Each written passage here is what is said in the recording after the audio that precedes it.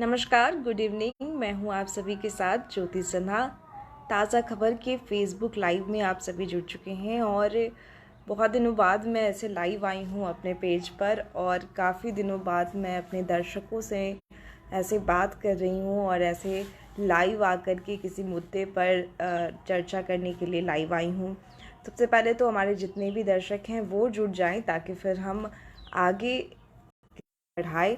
जितने भी हमारे दर्शक हैं, काफ़ी लंबा वक्त हो चुका है, कोई भी खबर आप तक नहीं पहुंच पा रही थी।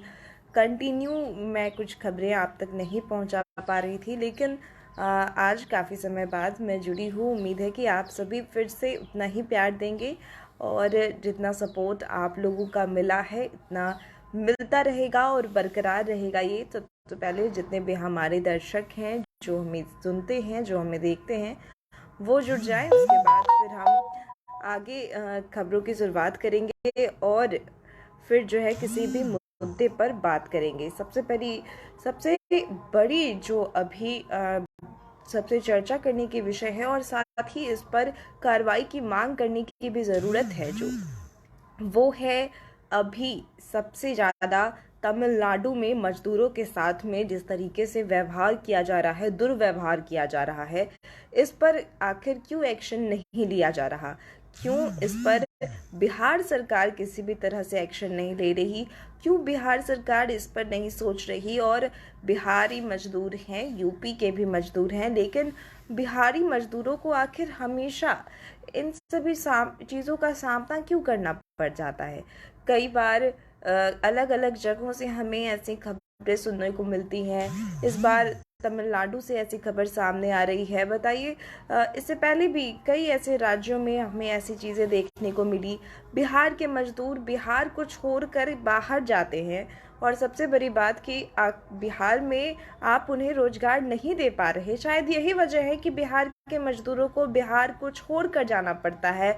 वो पंजाब में जाकर काम करते हैं, तमिलनाडु में जाकर काम करते हैं, अलग अलग जगहों पर जाकर काम करते हैं। वजह यही है कि बिहार में उन्हें सही तरीके से रोजगार नहीं मिल रहा और शायद रोजगार मिल रहा हो तो भी उन्हें उस हिसाब से उन्हें पैसे नहीं मिल पा रहे। तभी ये वजह है कि वो अपने घर को छोड़कर, अपने लोगों को छोड़कर यहाँ से जा रहे हैं। और सत्यम जी जुड़ चुके हैं जिनका मैसेज आ रहा है कि बिहार में मजदूरों और युवा के नाम पर राजनीति होती है।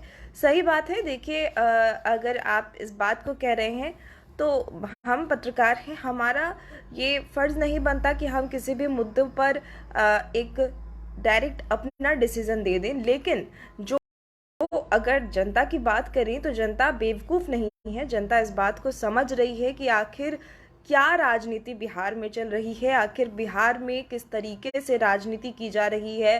रोजगार के नाम पर हम 10 लाख रोजगार देंगे, हम 20 लाख रोजगार देंगे और इसी नाम पर कभी वोट बटोरा जाता है तो वहीं धरना स्थल पर दूसरी ओर लाठी डंडे भी चलते हैं। अगर धरना कर दी जाए उसी रोजगार के लिए, सबसे बड़ी बात कि आखिर रोजगार के वादे किए जाते हैं तो फिर इन रोजगार के वादों को पूरा क्यों नहीं किया जाता?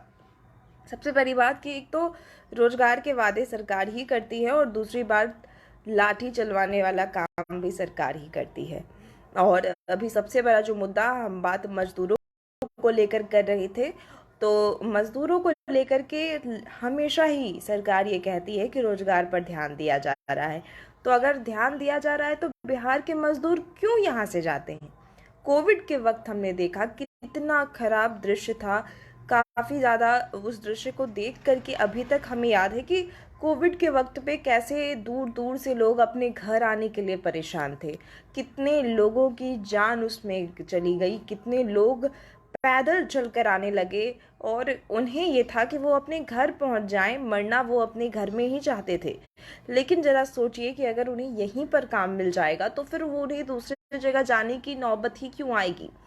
दूसरी जगह जाने पर उनके साथ में एक तो ऐसा व्यवहार किया जा रहा है और इस पर भी अभी तक सरकार किसी भी तरह की एक्शन लेती नज़र नहीं आ रही है। एक और इस पर जहां जल्द से जल्द एक्शन होना चाहिए था, ताकि जो भी बिहारी मजदूर हैं उन्हें बचाया जा सके, ताकि उनकी ज़िंदगी पर जो एक लगातार अभी एक ऑडियो क्लिप भी वायरल हो रहा है जिसमें एक मजदूर ही बता रहे हैं कि कैसे हिंदी बोलने पर उन पर वार कर दिया जाता है। अगर ये पता चलता है उन लोगों को कि वो बिहार से हैं या यूपी से हैं, तो उन्हें तुरंत मौत के घाट उतार दिया जाता है। तो ज़रा सोचिए कि कितना भयावह दृश्य जो है अभी बिहारी मजदूरों के लिए बना हुआ है। और ऐसे में अगर बिहार की सरकार ही उनका ख्याल नहीं रखेगी, उन पर ध्यान नहीं देगी और उनकी मदद नहीं करेगी, तो फिर कौन करेगा? तो फिर राजनीति कैसी, और आखिर वोट किस बेस पे यहाँ की सरकार मांगती है? और जो सरकार ये वादे करती है कि हम जनता के लिए सब कुछ कर रहे हैं, तो किस बेसिस पे की जा रही है?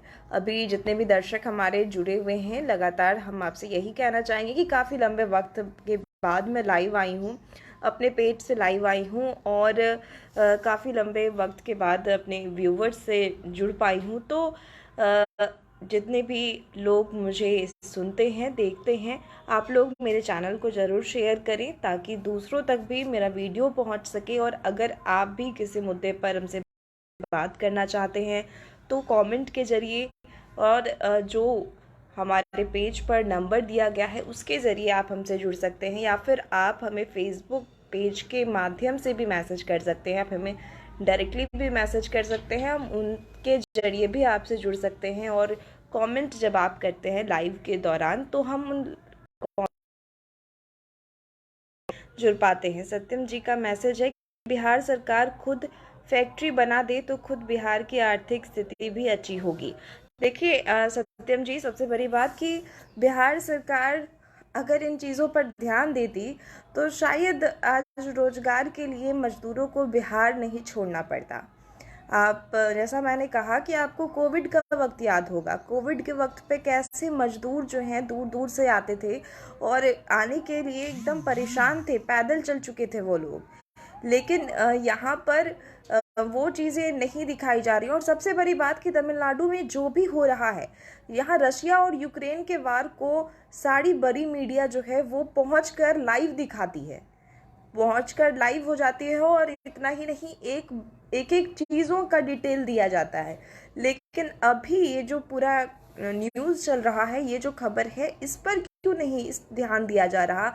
इस पर बड़ी मीडिया क्यों नहीं ध्यान दे रही? क्योंकि कई बार ऐसी चीज़ें होती हैं जो अगर ढंग से उठाई जाए तो सरकार को भी मजबूर होना पड़ता है उस पर काम करने के लिए। तो इस पर क्यों नहीं ध्यान दिया जा रहा? अभी अगर उर्फ़ी जावेद को लेकर के हम बात करें तो उर्फ़ी जावेद के पीछे 10 मीडिया वाले घूमते हैं, और सभी अच्छे अच्छे मीडिया भी उर्फ़ी जावेद को दिखाना सही समझते हैं। लेकिन तमिलनाडु में बिहारी मजदूरों के साथ जो हो रहा है उसे लेकर के वो नहीं दिखाते। ज़रा ये सोचिए। और आप फैक्ट्री की बात कर रहे हैं तो कई फैक्ट्रियां तो बंद कर दी गई, कई फैक्ट्री तो अब बंद हो चुकी हैं, कई चीनी फैक्ट्रीज बंद हो चुकी हैं, कई सारी फैक्ट्रीज बिहार में बंद हो गई, और कितने लोगों का रोजगार चला गया। तो फिर अब जरा ये सोचिए कि कैसे मजदूर यहाँ पर रहेंगे, कैसे मजदूरों को रोजगार मिल सकेगा।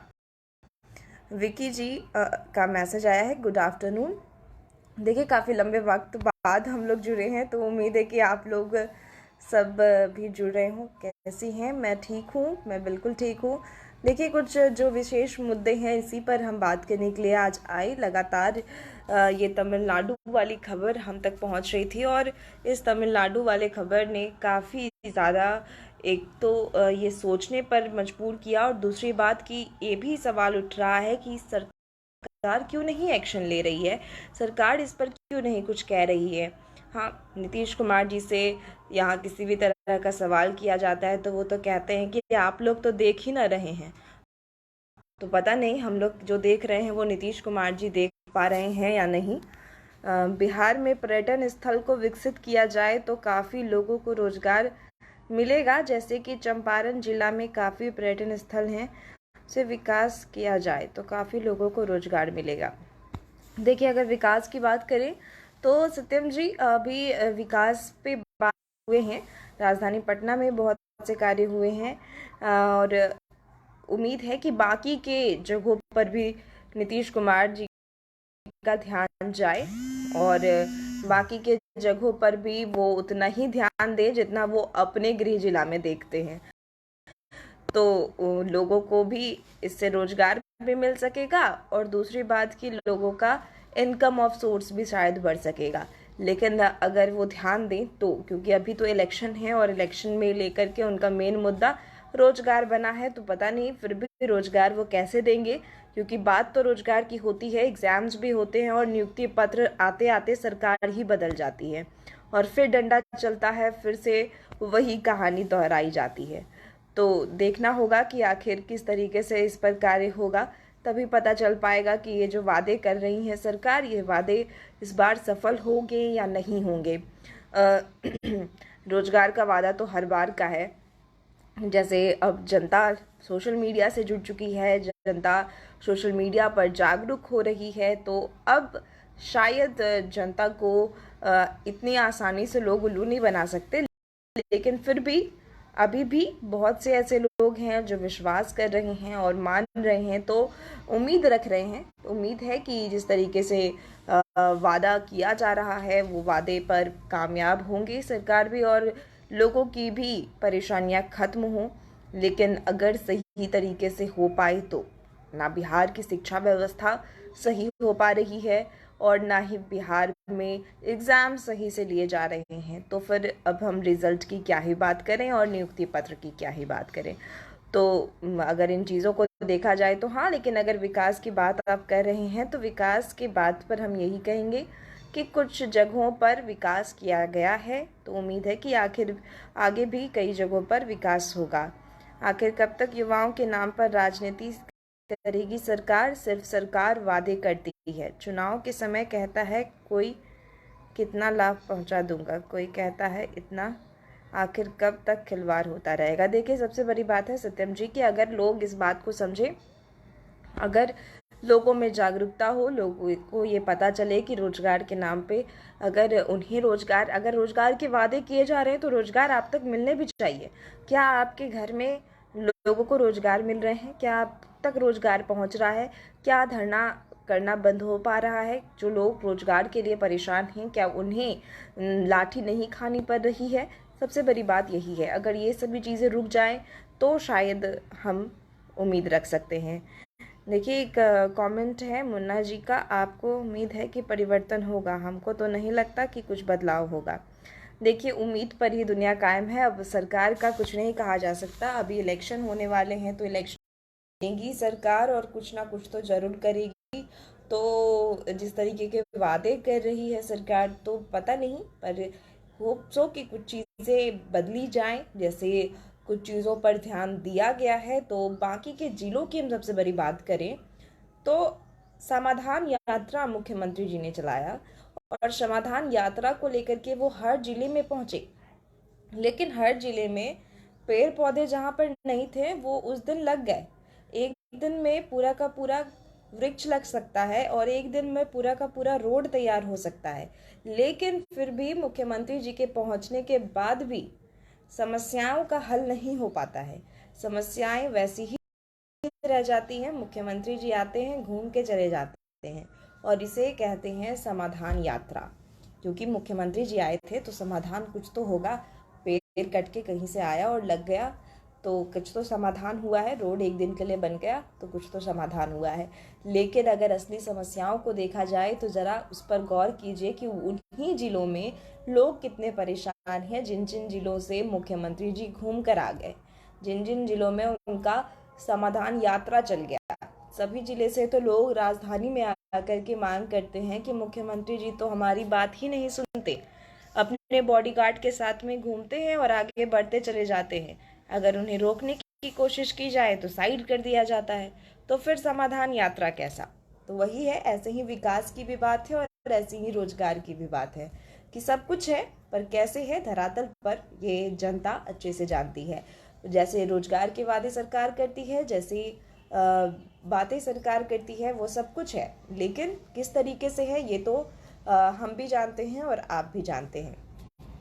अब और किसी मुद्दे पर अगर आप जानना चाहते हैं या बात करना चाहते हैं तो हम चाहेंगे कि आप कमेंट बॉक्स में ज़रूर लिखें।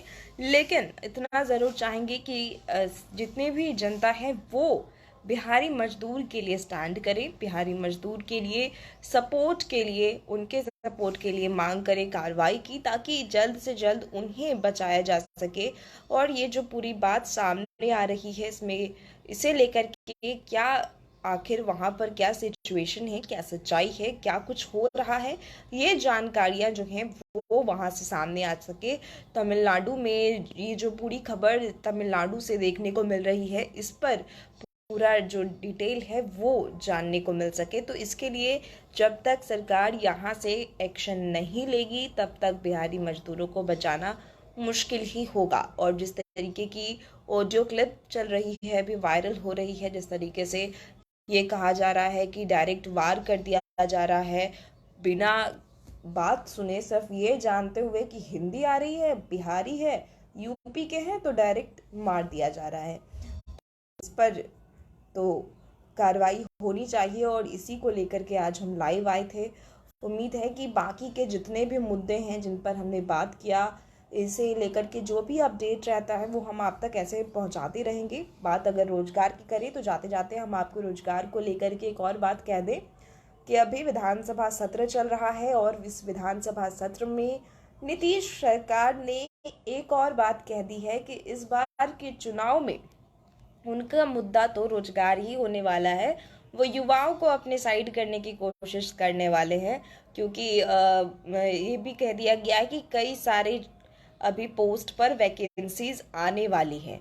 ये इस बार के विधानसभा सत्र में इस बात की जानकारी दी गई है। लेकिन इसमें भी सवाल है, सवाल ये कि वैकेंसीज तो आएंगी, क्या इलेक्शन समाप्त होने से पहले उन सभी वैकेंसी पर लोगों को जॉब भी मिल जाएगा? क्योंकि वैकेंसीज होती है, एग्जाम्स होती है और फिर नियुक्ति नहीं होती, नियुक्ति से पहले सरकार ही बदल जाती है। तो सबसे बड़ी बात यही है। तो रोजगार के का जो मुद्दा सरकार चूज कर रही है और युवाओं को अगर सरकार प्रलोभन देने की कोशिश कर रही है, तो अब युवाओं से जानना पड़ेगा कि क्या युवाओं को सरकार पर भरोसा है, क्या उन्हें नियुक्ति पत्र भी 2025 तक मिल जाएगा? उन्हें ऐसा लगता है? समाधान यात्रा सिर्फ नेता की बात सुनने के लिए और नेताओं की झोली भरने के लिए हुआ था। एक भी जनता से बात किए हैं माननीय मुख्यमंत्री जी। वही बात है, जनता सब जानती है, जनता को सब पता है कि माननीय मुख्यमंत्री जी किनसे बात करके समाधान यात्रा में आ गए और माननीय मुख्यमंत्री जी का समाधान यात्रा किस तरह से चला है। तो इलेक्शन में भी जनता ही वोट डालेगी और ये भी मुख्यमंत्री जी ही देखेंगे। तो अगर अभी भी वक्त है, मुख्यमंत्री जी कैसे काम करते हैं, कि मैं अपोजिशन में नहीं बोल रही, लेकिन जो सच्चाई है उसी को मैं बता रही हूँ, जो भी खबर है उसी पर बात भी कर रही हूँ। तो उम्मीद है ये जो रोजगार की बात सरकार करती है उसमें नियुक्ति पत्र भी दिया जाएगा। जो बात सरकार करती है उसमें कुछ भी सही हो, ऐसा हम सिर्फ उम्मीद ही लगा सकते हैं। इसे लेकर के जितने भी अपडेट्स हैं वो हम आप तक ज़रूर पहुंचाएंगे। और काफ़ी दिनों बाद मैं लाइव आई हूँ, लेकिन आप सभी से यही कहूँगी कि आगे भी लाइव आऊँगी। जैसे आज आप लोग जुड़ करके इतने दिन तक आपने बात किया हमसे, अलग अलग टॉपिक्स पे आपने बताया, अलग अलग जानकारियाँ आप लोगों ने मुझे भी दी, आप लोगों ने मुद्दे पर जानकारी ली। तो मैं यही चाहूँगी कि नेक्स्ट भी लाइव में आप लोग भी जुड़े और नेक्स्ट लाइव में हम एक अलग मुद्दे पर बात करेंगे और वो मुद्दा होगा होली में अश्लील गाना और दूसरी बात होली में शराब। ये दो जो मुद्दे हैं, इस मुद्दे के साथ में मैं कल लाइव ज़रूर आऊँगी और उम्मीद है कि आप लोग भी जुड़ेंगे और इतना ही प्यार, इतना ही सपोर्ट देंगे। तब तक के लिए ऐसे ही बने रहिए ताज़ा खबर के साथ, वीडियो को शेयर करते रहिए और अपना खूब सारा प्यार दीजिए। धन्यवाद।